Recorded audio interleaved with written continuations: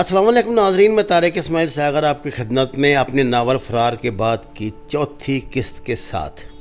شیر عالم دیکھ لیا تھا کہ تیر عین نشانے پر لگا ہے، کیونکہ دوران سفر حوالدار اس کے ساتھ ہی بیٹھا تھا۔ اس نے بطور خاص بس کی اگلی سیٹ اس کے لیے خالی کروائی تھی۔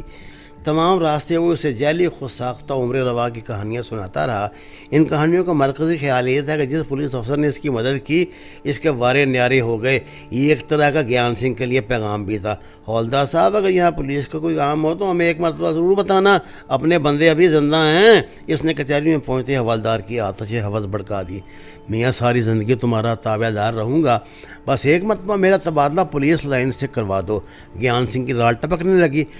بے فکر ہو جاؤ، ہماری صرف ایک ہی شرط ہے کہ اس جیل سے سینٹرل جیل تک جو 300 میل کا ٹرین کا سفر ہے وہ اچھا کٹ جائے۔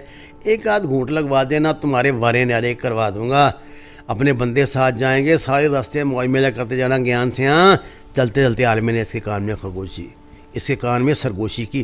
میاں جی، کس سالے کی یہاں پولیس لائن میں جرأت ہے کہ اپنی بات ٹالے؟ جس روز آپ کا سمن آئے گا میں آپ کے ساتھ جاؤں گا اور گارد بھی میری ہی ہوگی۔ اب کسی بھی لمحے یہ بکرا ان کی چھری سے لے آنے پر تیار تھا۔ گرمیل سنگھ ان کی آمد سے پہلے ہی اس کا منتظر تھا۔ اس نے دوری سے عالمی کو پہچان لیا تھا اور جیسے ہی حوالاتی کچہری کی گراؤنڈ میں بیٹھے وہ بہانے سے اس کے نزدیک آ کر بیٹھ گیا۔ کیا حال ہے میاں جی؟ اس نے سلسلہ گفتگو شروع کیا۔ بس مہاراج جی اپنی قسمت کا کیا دھرا بھگت رہے ہیں، معصوم لہجے میں عالمی نے کہا۔ گرمیل سنگھ کے ہاتھوں میں سونے کی بھاری انگوٹھیاں، گلے میں لٹکے ہوئے سونے کے لاکٹ کے ساتھ بائیں ہاتھ میں سونے کے کڑے نے حوالدار گیان سنگھ کی آنکھیں چندھا دی۔ اس نے بظاہر ایک ہمدرد بن کر عالمی اور حوالدار گیان سنگھ کے لیے کھانے کا بندوبست کیا تھا، لیکن گیان سنگھ بچہ نہیں تھا۔ اس نے اندازہ کر لیا تھا کہ یہ شخص ان کا ساتھی ہی ہو سکتا ہے۔ وہ بظاہر لا تعلق بنا کھانا کھانے میں مصروف تھا۔ اس دوران گرمیل سنگھ اور شیر عالم باتیں کرتے رہے۔ شیر عالم نے سے سارے منصوبے جگہ کر دیا تھا۔ گرمیل سنگھ کو اس علاقے میں کوئی نہیں جانتا تھا، وہ تو دوسرے شہر سے یہاں منتقل ہوا تھا۔ جو منصوبہ شیر عالم نے سے سمجھایا تھا اس میں کچھ زیادہ خطرے والی بات نہیں تھی۔ اگر خطرے والی بات ہوتی تو بھی اس لیے نہ کی گنجائش نہیں تھی۔ اسے باصورت بشیرے اور اس کے ساتھی کو فرار کروانا تھا۔ کوئی سیوا میاں جی؟ اس نے بے شرمی سے دانت نکالے۔ سنتا سیاں، یہاں حوالدار اپنا یار ہے، اس کا تبادلہ اس کی مرضی کے مطابق ہونا چاہیے۔ میں نے زبان دے دی۔ اور میں نے جان بوجھ کر گرمیل سنگھ کا نام غلط لیا، جس کا مطلب تھا کہ حوالدار نے قربانی کا بکرا بننا ہے۔ بابیو، بڑے تنوانو، بہت بڑی ہستی نے تمہاری سفارش کی ہے۔ ہماری دوبارہ ملاقات ہوگی تو تمہارے سامنے ایس ایس پی کا حکم دے ہوگا۔ گرمیل سنگھ بھی کایا آدمی تھا، آنکھ کا اشارہ اس سے زیادہ کون سن پاتا۔ اس نے رہے سے ایک کسر پوری کر دی۔ اگر حوالدار گیان سنگھ کا بس چلتا تو ابھی ہتھکڑی کھول کے اسے بھگا دیتا۔ تاریخ بھگتنے کے بعد جیل روانگی کے وقت گرمیل سنگھ نے جہاں اس کی مٹھی میں نوٹ سمائے تھے، وہاں حوالدار کا بھی 100 کا نوٹ سما دیا تھا۔ حوالدار گیان سنگھ کے لیے زندگی کا سب سے شاندار دن آج تھا۔ وہ اپنے پورے محکمے میں اپنی بلا نوشی کے لیے شہرت رکھتا تھا۔ اس کے شراب نوشی نہیں اسے یہ دن دکھائے تھے۔ گرمیل سنگھ کو اس بات کا علم تھا کہ جیل والے جس گارڈ انچارج کو ملزم سونپتے ہیں اس سے ہی پوچھتے ہیں کہ ملزموں کو بیڑی لگا کے لے جانا چاہتا ہے بیڑی کے بغیر۔ اگر واقعی گیان سنگھ نے ڈیوٹی لگوا لی تو اس کی ثوابیت ہوگی کہ انہیں لگا کر جائے، ہاتھ کڑیوں سے کام چلائے۔ شیر عالم نے مجسٹریٹ کے سامنے پیش رو کی طرح غیر قانونی سرحد عبور کرنے کا الزام تسلیم کر لیا۔ عدالت سے کہا کہ وہ لالچ میں آ گیا تھا، کسی کا پارٹی بن کر سرحد عبور کر لی، اگر اسے معاف کر دیا جائے تو۔ مجسٹریٹ نے اسے ایک سال کی سزا دے دی، جو ملزم نے بہترین اداکاری کا مظاہرہ کرتے ہوئے آنسو بہاتی آنکھوں سے سنی اور عدالت سے باہر آ گیا۔ حوالدار گیان سنگھ جان بوجھ کر اس کے ساتھ پیش نہیں ہوا تھا، بلکہ دوسرے ملزم کو دوسری کسی عدالت میں پیشی بتانے کے لیے گیا تھا، اس لیے وہ سونے کے اس سمگلر کی اداکاری سے محفوظ نہ ہو سکا۔ دونوں نے واپسی پر بھی اکٹھے ہی سفر کیا۔ ڈوڑی میں عالمی کو جیل حکام کو سونتے اس نے عالمی کی تعریف بھی کر دی تھی کہ اس کا برتاؤ پولیس کے ساتھ بڑا شریفانہ تھا۔ یہ تو اللہ میاں کی گائے ہے، جانے اس دھندے میں کہاں سے آ گیا سالہ۔ اس نے ڈیوڑی میں حوالدار کے سامنے عالمی کی ہتھکڑیاں کھولتے ہوئے کہا، سب قسمت کا پھیر ہے بابیو۔ شیر عالم نے فلسفیانہ لہجے میں کہا۔ شیر عالم نے مظلوموں کی طرح پھٹی پھٹی نظروں سے اس کی طرف دیکھا، لفافہ ہاتھ میں پکڑتے اپنے سیل میں واپس آ گیا۔ اس نے آنکھوں بشیرے کو کامیابی کا مزہ سنا دیا تھا۔ 2 پاکستانی شرافتہ قیدیوں کے جمع ہوتے ہی جیل حکام کو ان کے تبادلے کی فکر دامن گروئی۔ سزا ملنے کے مشکل چوتھے دن ان کا چلان آ گیا۔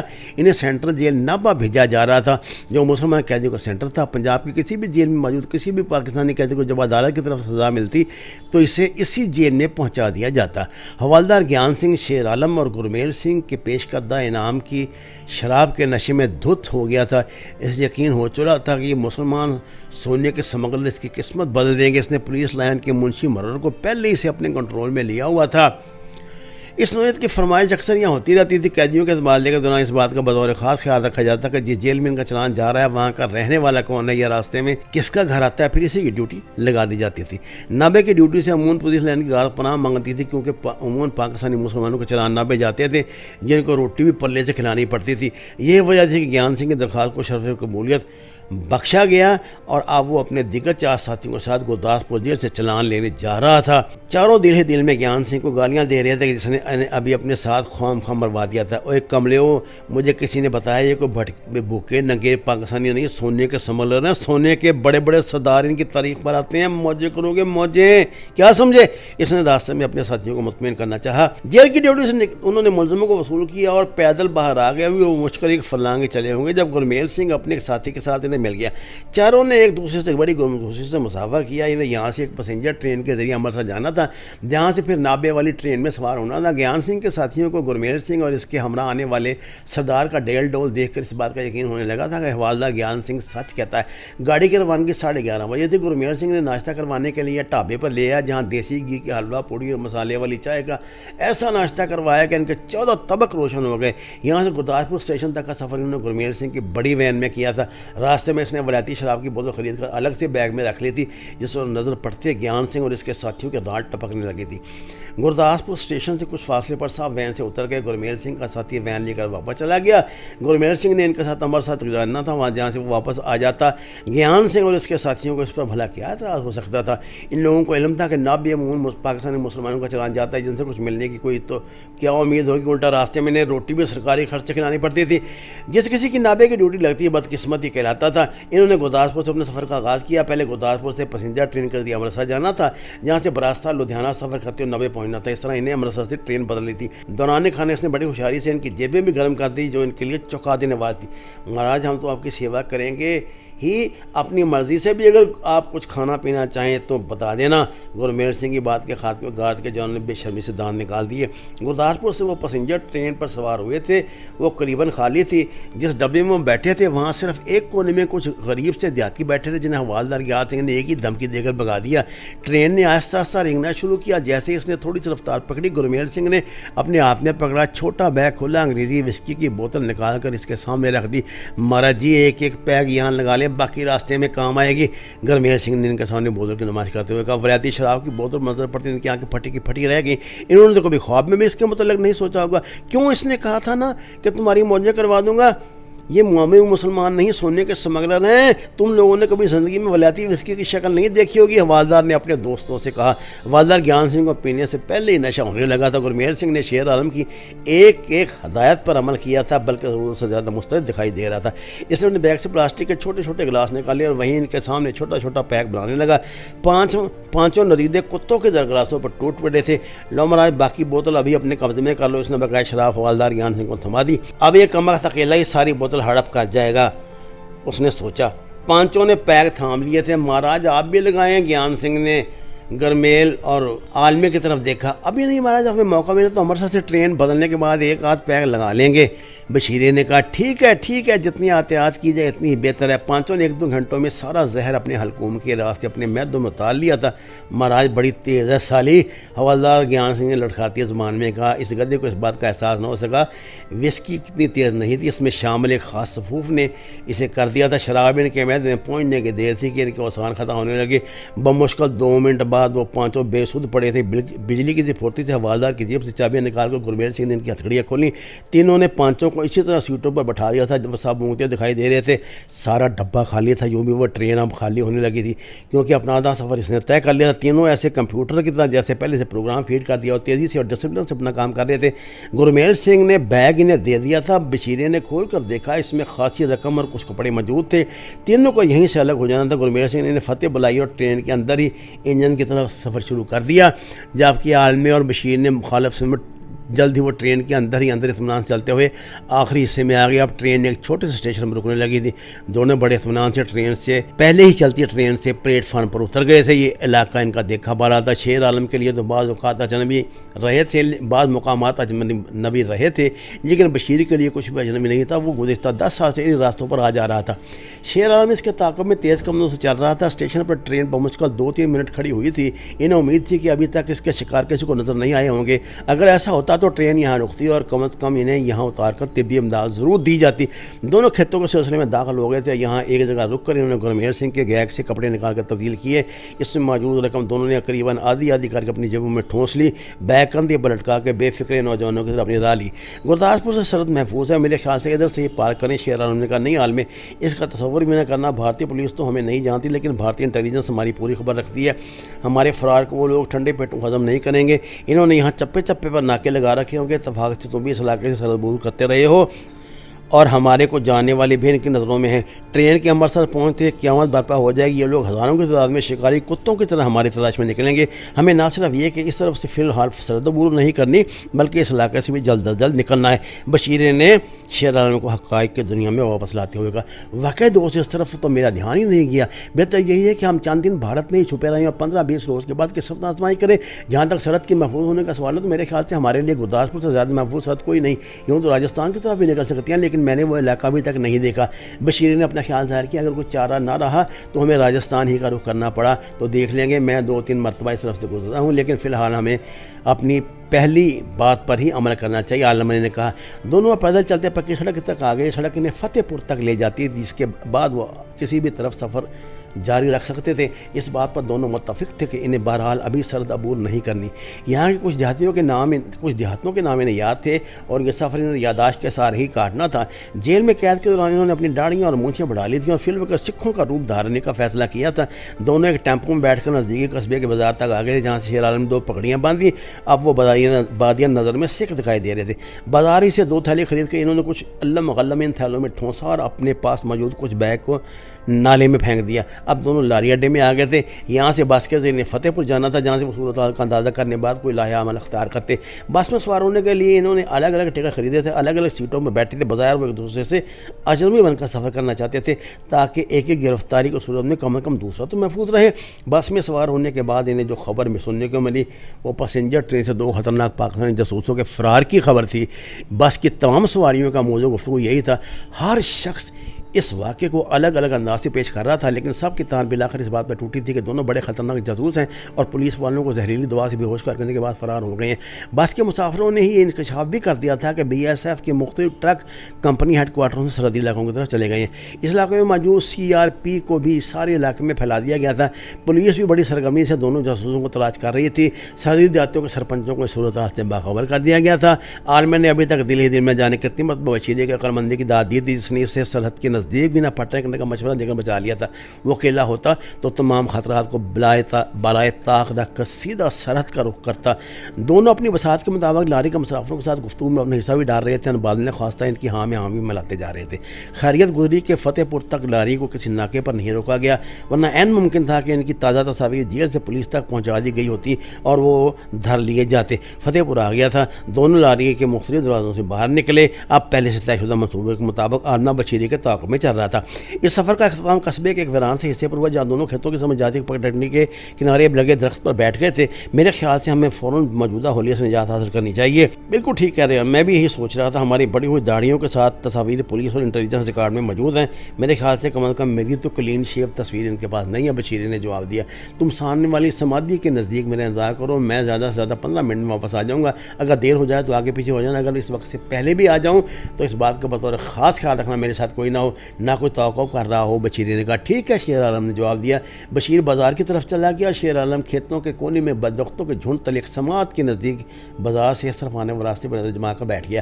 دونوں دل ہی دل میں بشیر کی کامیابی واپسی کے لیے خدا کے حضور گر گڑا کر التجائیں کر رہے تھے، کیونکہ عام گزرگاہ نہیں تھی، صرف نزدیکی 2-3 دیہاتوں ہی سے راستہ اس طرف آتا تھا، اس لیے اکا دکا لوگ ہی اس طرف آتے تھے۔ یوں بھی یہ وقت انہیں ایسا نہیں تھا کہ شام ہونے کو آئی تھی اور کسی بھی لمحے اب سورج غروب ہو رہا تھا۔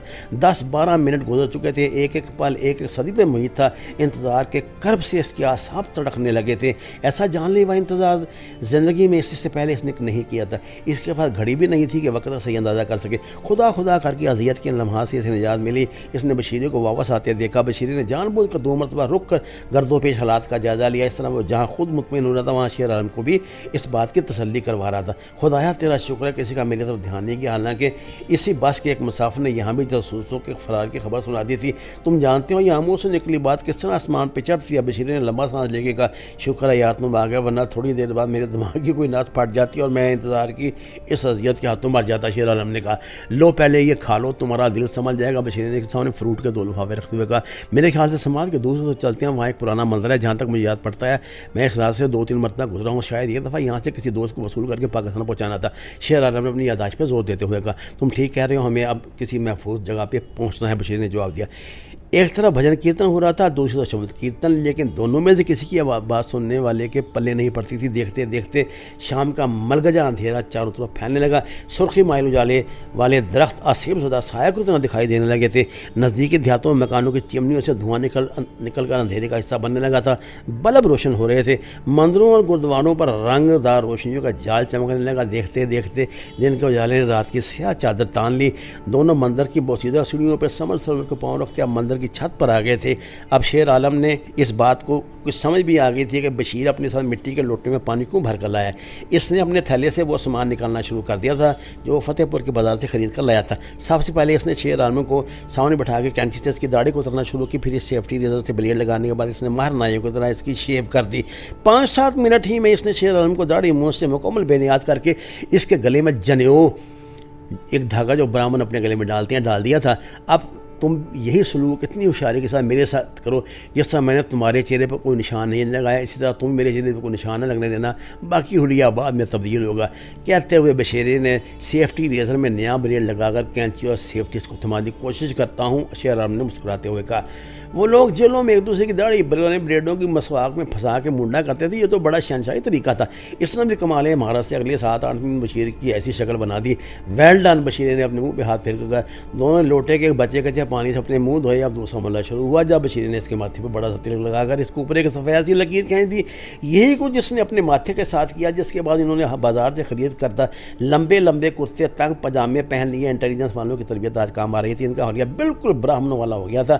اب ہم چاہیں تو رات آسانی سے کسی بھی آشرم سرائے میں بسر کر سکتے ہیں. بشیر نے رائے دی شاید اس کی ضرورت پیش نہ ہے. قدرت نے اس کا مشکل کا بھی بڑا شاندار نکال دیا. شاید اللہ تعالیٰ کو ہم گناہگاروں کے حال پر رحم آ گیا ہے, اس نے ہماری مصیبت کا سامان کر دیا. کیا مطلب ہے تمہارا؟ بشیر نے حیرانی سے پوچھا. تمہاری غیر موجودگی میں سوائے انتظار کرنے کا اور قائم تو مجھے تھا نہیں, اس لیے اذیت سے بچنے کے میں نے مندروں کے سپیکروں سے برآمد ہوتی آوازوں پر کان لگانے شروع کیا اور یہ مشورہ سننے کو ملا کہ فتح پور سے کوئی سوامی مہاراج یاتریوں کا جتھا لے کر بملا دیوی کی یاترا کے لیے ہی ہماچل پردیش جا رہے ہیں. اس نے مسکراتے ہوئے کہا سوامی جی کی یاترا وہاں موجود ان کے آشرم میں قیام کریں گے, جہاں سے پھر اگلے دن شروع ہونے والا بملا ماتا کے میلے کی تقریبات شرکت کریں گے. اس دوران سوامی بھی اپنے چیلوں کے ساتھ مل کر صبح شام 100 سی واچن کیا کریں گے. شیر عالم نے اس نے بتایا. اس کی بات کا مطلب بشیر سے زیادہ بہتر کون سمجھ سکتا تھا. وہاں میرے مولا مجھے یقین ہو چلا کہ ہم ضرور انشاءاللہ اپنے وطن کی آزاد فضاؤں میں سانس لیں گے. بشیر نے احساس تشکر سے ڈوبی آواز میں کہا انشاءاللہ. شیر عالم نے اس کا ساتھ دیا. تھوڑی دیر بعد دونوں بازار میں موجود تھے. ایک ڈھابے سے انہوں نے کھانا کھایا اور وہیں ہوٹل میں سوامی مہاراج کا ایڈریس پوچھنا شروع کر دیا. ہم مہاراج کو شور سن کر امرتسر سنگھ کی سیوا میں آئے ہیں. وہ اپنا تعارف اس طرح لوگوں سے کرواتے تھے. سوامی مہاراج نے اس مندر میں قیام کر رکھا تھا. وہ فتح پور کا سب سے بڑا مندر تھا. دونوں سوامی مہاراج کی جے کارے بلند کرتے اور رام نام کا جاپ کرتے مندر کی طرف چل دیے, جہاں پہلے سے سوامی مہاراج کی بھگتوں کی بھیڑ لگی تھی. سوامی مہاراج کے بھگتوں میں زیادہ تعداد عورتوں کی تھی. ان میں بیشتر وہ نوجوان لڑکیاں تھیں جو ہماچل سے سوامی مہاراج کے ساتھ ہی آئی تھیں. یہ ان کی خاص سیوادار تھی. اس کا کام سوامی مہاراج کے روزمرہ معمول کا خیال رکھنا, ان کے نئے بھگتوں کو مہاراج کے درشن کروانا تھا.